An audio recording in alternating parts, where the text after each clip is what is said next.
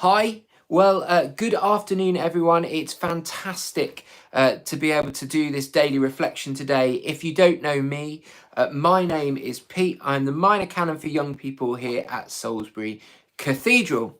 Um, what a week it's been, as Alan Carr might say on Chatty Man. We've seen lockdown 2.0 starting to see the end of it appearing on the horizon, about a week or so left to go, and we've seen announcements, haven't we, of yet more changes to the restrictions and what we can do. You know, it's going to be tears, but not tears as we know it, tears with different tears, and to be perfectly honest, it's a bit confusing right now, but I'm sure it will become clearer. But one of the things that has developed around this time is that we've heard a lot of talk about Christmas, about the easing of restrictions to enable us to be normal at Christmas, to be with families, but also to get out and to be part of the world around Christmas. Well, that's great, isn't it? It sounds like brilliant news. And on first sight, I think it is, but I'm not entirely sure. And here's the reason why I'm not entirely sure. You see, Christmas, in its truest sense, is a Christian festival. And over this period of pandemic, the government has swung wildly in its approaches to faith groups, in its approaches to public worship, understanding of the role of faith in life, in society. And so we've had differing things that have happened around those times. And it's interesting to me that we now start charging towards Christmas, and all of a sudden we start hearing this mantra because, you know, Christmas is such an important festival to Christians. But at the same time, during lockdown, we have seen our own faith and those of our friends in other faiths have weird, if you like, religious festival periods. You know, they've been celebrated under huge, heavy restrictions where we've not been able to meet in person, where many festivals in all different faith groups seem to have just been completely ignored, many with absolutely no concessions whatsoever, no recognition for the hurt and for the pain caused and the heartache caused to all of those faith groups. And so it gets me thinking about this shift we're seeing and this focus on Christmas. And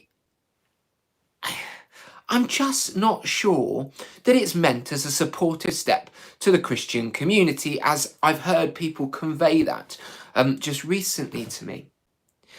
You see, I actually think it's a drive towards driving economic stimulus in this time, really to get our economy going. And if we can meet as family groups, people are going to buy presents, we're going to spend money, and we're going to get the country moving again.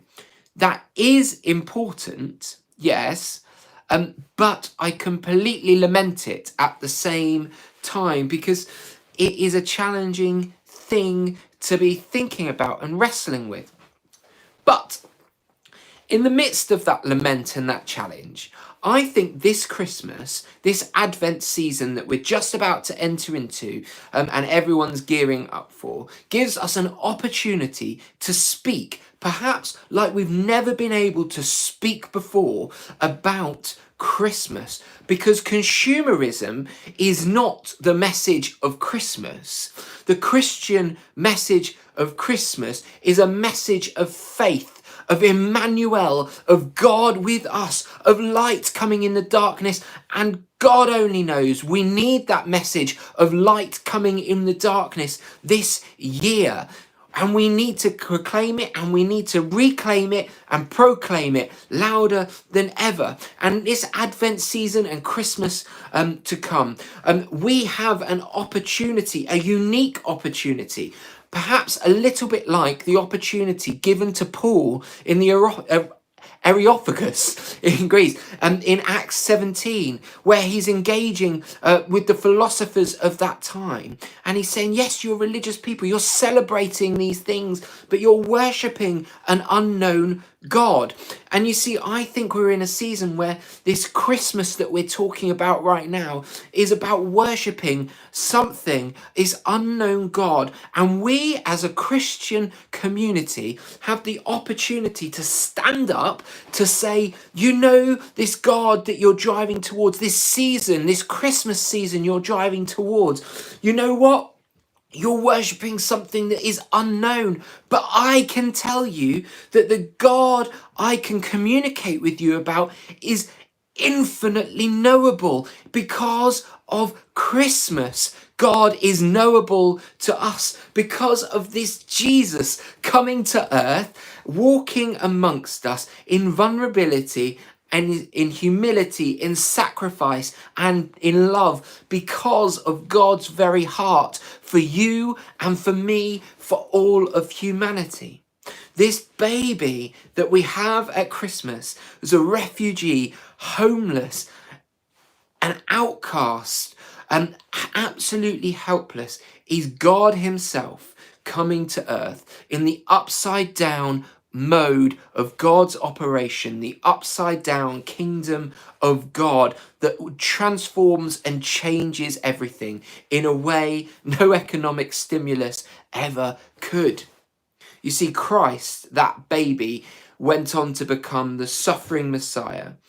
It means that God himself knows what it means to walk in the mess and the hurt and the pain of this world, and of the agony of the human condition, if you like.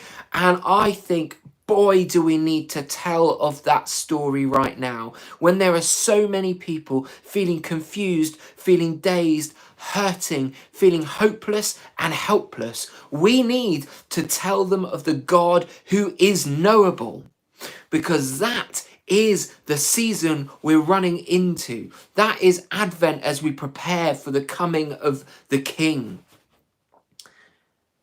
You know, the economy is important. I'm not denying that.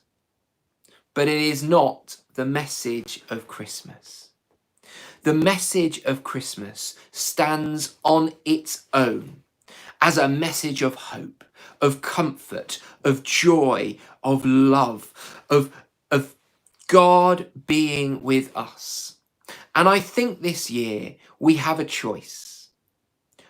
Where will we choose to put our hope?